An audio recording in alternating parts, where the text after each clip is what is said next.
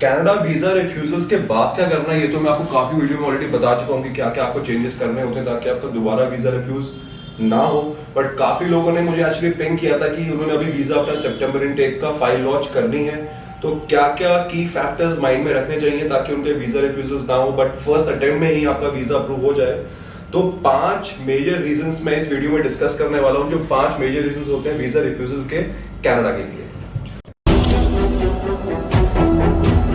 तो hi guys, welcome back to path abroad. इस video में 5 मेजर रीजंस जो आपके वीजा रिफ्यूज कराते हैं। सबसे पहला आपका होता है लो एकेडमिक्स। अब क्योंकि हर बंदे को कनाडा जाना है, स्पेशली टोरंटो जाना है, ब्रैम्पटन जाना है, वैंकूवर या सरी जाना है, तो सबसे पहले आपको ये ध्यान रखना चाहिए कि जो आपके एकेडमिक स्कोर है, फॉर इंस्टेंस आपने जो प्रोग्राम कनाडा में पढ़ने के लिए ऑप्ट इन किया है, डिग्री या डिप्लोमा, उसके कोर कॉम्पिटेंसी सब्जेक्ट्स जो इंडिया में आपने कंप्लीट किए हैं, चाहे वो 12th हो चाहे वो बैचलर्स हो, उसमें आपका स्कोर क्या है। इंडिया में 33-35 वाला पास माना जाता है, कनाडा में 50% वाला पास होता है। तो इंपॉर्टेंट देखने वाली बात ये होती है कि अगर आपका ओवरऑल स्कोर 80 या 90 है, बट लेट्स अज्यूम आपके पास कॉमर्स विद मैथ्स था, मैथ्स में इन पर्टिकुलर आपके 40s में, ओवरऑल आपके 80s में है, तो अवॉइड कीजिए अकाउंटिंग फाइनेंस टाइप के कोर्सेज जो वीजा रिफ्यूज कराएंगे, बिकॉज उसमें मैथ्स की बहुत ज्यादा रिक्वायरमेंट आती है। या अगर आपने नॉन मेडिकल बैकग्राउंड लिया था और आपके फिजिक्स केमिस्ट्री मैथ्स में से एक पर्टिकुलर फिजिक्स में कम है या मैथ्स में कम है, और आपने आईटी का कोर्स सब्जेक्ट ले लिया, इसमें मैथ्स की रिक्वायरमेंट आती है, या मेडिकल वालों के लिए जिनके पास फिजिक्स केमिस्ट्री बायो होती है, बायोलॉजी में कम है इन पर्टिकुलर, बाकी सब में आपके ओवरऑल 80-90% है, आपने मेडिकल हेल्थ साइंसेज के बैचलर्स डिग्री या डिप्लोमा ऑप्ट इन कर लिए, तो कोर कॉम्पिटेंसी सब्जेक्ट्स में अगर आपकी लो एकेडमिक्स हैं, उन पर्टिकुलर प्रोग्राम्स को अवॉइड कीजिए।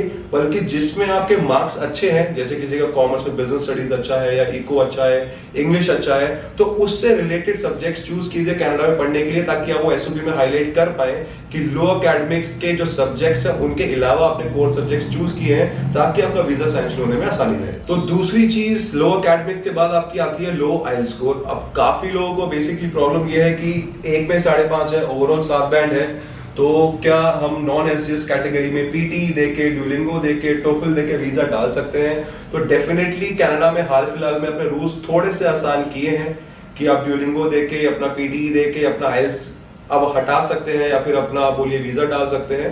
बट काफी केसेस में हमने देखा कि वीजा भी इन्हीं स्टूडेंट्स का रिजेक्ट होता है। तो अगर आपका overall score 6.5 overall no less than 6 है for post graduate diploma, overall 6 no less than 6 for undergrad, which means 12वीं के बाद वाले डिप्लोमास के लिए, अगर आपका ये स्कोर है तो एक अच्छा स्कोर माना जाता है। इसके नीचे अगर आपका आइल्स है तो ट्राई कीजिए रिपीट करने का। मार्च के बाद आपका वैसे भी आईटीबी के रूल्स थोड़े बहुत चेंज हो रहे हैं कि अगर एक पर्टिकुलर आपका डोमेन में कम है, लिसनिंग रीडिंग राइटिंग में, तो आप उन्हीं का खाली पेपर रिअपियर कर सकते हो। तो ट्राई कि आपका आइल्स 6.5 नो लेस देन 6 से ऊपर रहे। तीसरी गाइस सबसे इंपॉर्टेंट चीज है प्रोग्राम सिलेक्शन। अब काफी इंडिया में लोग बीटेक कर लेते हैं बट टेक्नोलॉजी सभी में नहीं आ रही, आईटी, अब उनको प्रोग्राम शिफ्ट करना है ग्लोबल बिजनेस में, हॉस्पिटैलिटी में, या कॉमर्स वाले हैं उनको एजुकेशन लाइन में जाना है, आर्ट्स वालों को बिजनेस लाइन में जाना है। ठीक है, इंटरेस्ट बहुत अच्छी चीज है, बट ट्राई कीजिए कि आपकी जो इंडिया में लास्ट एजुकेशन है या जो लास्ट एक्सपीरियंस है उससे रिलेटेड ही आप अपना प्रोग्राम सिलेक्शन कीजिए।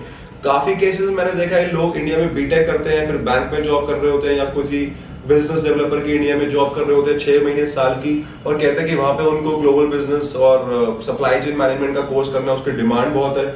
उनके फ्रेंड्स रहते हैं, उन्होंने सजेस्ट किया, या यूट्यूब पे उन्होंने उनकी काफी हाई स्केल पैकेजेस देख लिए थे।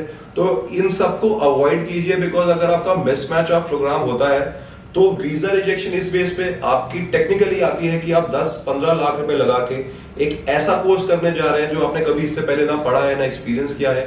तो इतना पैसा आप खर्च करके इंडिया में भी ऑब्वियसली पढ़ सकते हैं इसके 1/4 कॉस्ट पे, तो कनाडा का वीजा आपको क्यों सैंक्शन होना चाहिए। तो ट्राई कीजिए कि प्रोग्राम सिलेक्शन बहुत इंपॉर्टेंट फैक्टर होता है, तो बिल्कुल सूटेबल प्रोग्राम ऑप्ट इन कीजिए। गाइस चौथी चीज आपकी होती है फंडिंग से रिलेटेड।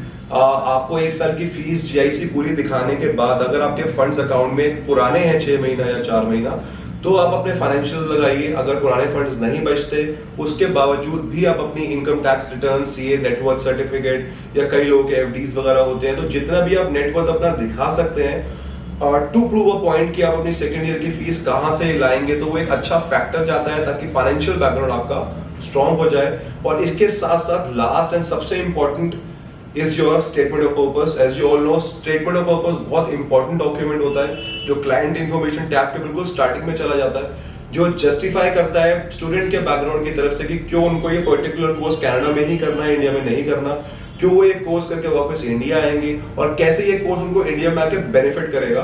तो काफी लोग इसमें गलती ये करते हैं कि कनाडा की इतनी तारीफ कर देते हैं पोस्ट कंप्लीशन ऑफ प्रोग्राम के बारे में कि कनाडा की इकोनॉमी इतनी स्ट्रांग है, इतने जॉब अपॉर्चुनिटीज है, विच टेक्निकली ये पोर्ट्रे करता है कि आप वहां जाके सेटल ऑब्वियसली हो ही जाओगे जब आपको इतना अच्छा उनके बारे में पता है। तो ट्राई कीजिए एसओपी आपका इस हिसाब से बनाओ कि कनाडा पढ़ाई के लिए बहुत अच्छा है, थ्योरेटिकल प्रैक्टिकल नॉलेज देने के लिए बहुत अच्छा है जो इंडिया प्रोवाइड नहीं करता, बट पोस्ट योर एजुकेशन जो आपको बेनिफिट्स इंडिया में आके मिलेंगे वो ओवरवे करेंगे कनाडा में रहने से। तो आप बिजनेस करेंगे या जॉब करेंगे इंडिया में, जस्टिफाई कीजिए एसओपी के अंदर कि किस तरीके से उस प्रोग्राम के करिकुलम आपको पर्सनली डेवलप करेंगे, आपके फ्यूचर को डेवलप करेंगे, पर्टिकुलरली इन इंडिया, जिसमें आप अपने फैमिली टाइप्स, होम टाइज, ये सब भी और फाइनेंशियल अच्छा बैकग्राउंड है तो वो भी दिखा सकते हो। तो गाइज ये कुछ particular 4-5 reason I would say हैं। अगर आप ये माइंड में रख के अपनी वीजा फाइलिंग करेंगे, इससे पहले अगर आपने वीजा फाइलिंग नहीं करी तो I am pretty sure 99% case में आपका वीजा रिजेक्ट नहीं होगा, वीजा अप्रूव होगा। बाकी इसके अलावा काफी सारे फैक्टर्स छोटे मोटे हो सकते हैं, दैट वुड अगेन डिपेंड आपकी पर्सनल प्रोफाइल्स कैसी हैं, वेरिएशंस कैसे हैं, प्रोग्राम यूनिवर्सिटीज कौन सी है। If you want to discuss any of the things जो मैंने अभी आपको बताई, आप नीचे कमेंट्स कर सकते हैं, इंस्टाग्राम पे फॉलो या मेरी टीम को आप मैसेज कर सकते हैं। We would be happy to assist you on timely basis and thank you very much for watching this video.